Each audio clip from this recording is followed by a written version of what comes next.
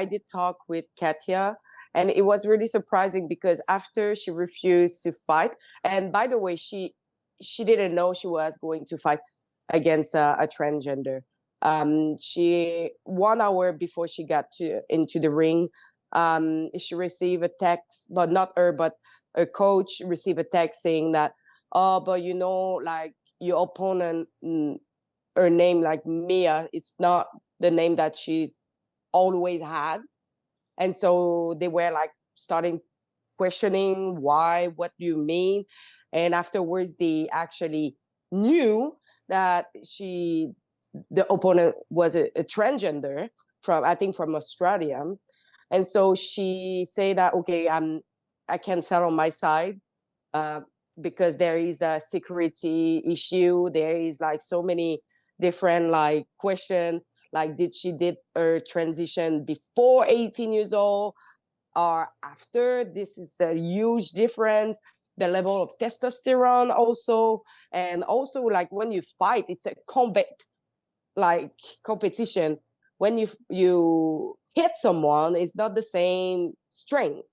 So she just decided to cancel and to go over. But afterwards, her opponent, that was Mya Walmsley, she hit the social media for issuing a statement to the press saying that, oh, she never came to me and she outing me, saying like my real like gender, and this is really dangerous for me, and I'm warning that will have impact on female athletes if that continue to be.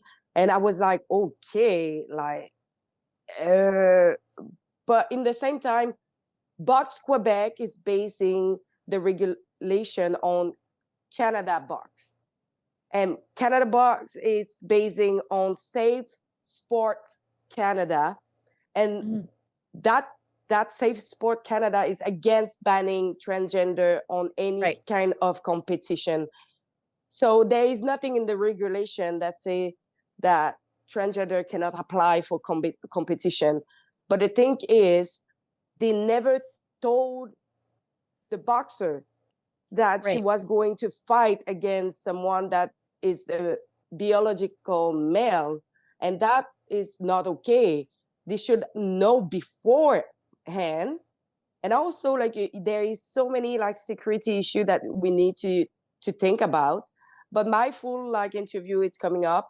Katia, it's really sad because how she explained, she was like a toxicomane.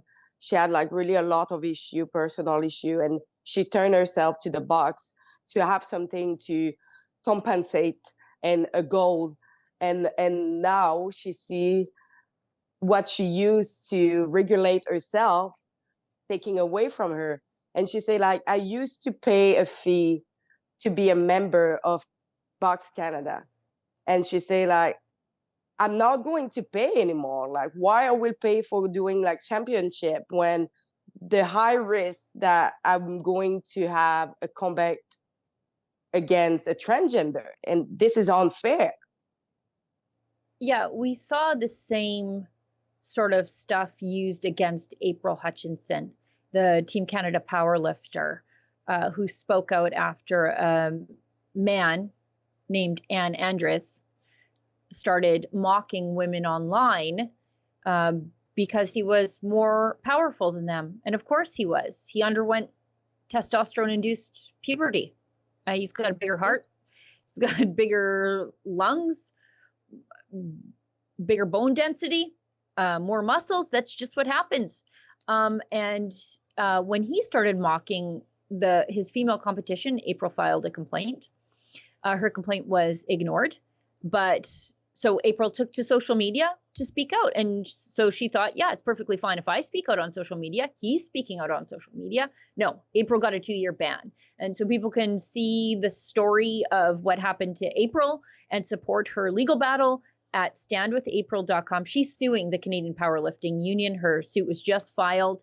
And the guy who was in charge of the CPU basically said, don't blame me. I'm just trying to bring the CPU's policies in line with Safe Sport Canada. There's no obligation for him to bring the organization in line with Safe Sport Canada. He just doesn't have to.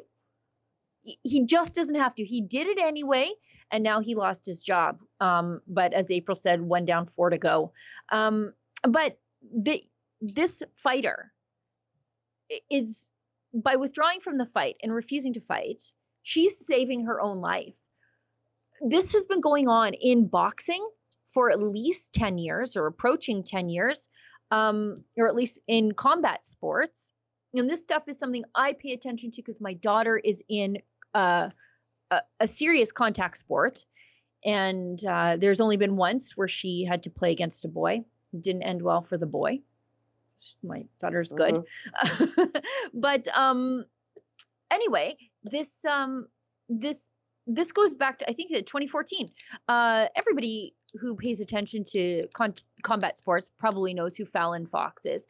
Fallon Fox was the former male truck driver who transitioned to becoming a female and then decided I should go into MMA and punch women in the face. And Fox's fight against Tamika Brents on September 13th, 2014, left Brents with a concussion, an orbital bone fracture, so her eye socket, and 7 staples to her head in the first round. And Tamika Brent said, I have never felt the force in a fight that I felt getting punched in the head by a dude. And so I'm happy to hear that, like, this fighter, the one that you're covering, withdrew for her own safety. And I think if more of that happens, maybe things will change. Although I'm not sure. Maybe just trans men will just take over every sport after women walk off the field. I'm not sure what to do there. Remember to tune in for the daily roundup every weekday from 1 p.m. to 2 p.m. Eastern Time as our dynamic team discusses various news topics. We are rotating our team so you can enjoy every journalist you like. Also, you can engage with us through Super Chat and support our journalism by contributing. We do not accept any penny from liberals. Join us on YouTube, Rumble, Getter, or Odyssey for an interactive live stream with diverse opinions and news of the week. Stay informed and don't miss the opportunity to connect with our team for a daily discussion at 1 p.m. Eastern Time. Do you want to start feeling like your pre-COVID self again? You're not alone. The wellness company's Spike Support Formula is an all-natural supplement to help people do just that. It was created by cardiologist Peter McCullough and his expert team of doctors to help the people experiencing effects from COVID and the you-know-what. Go to twc.health/rebel today.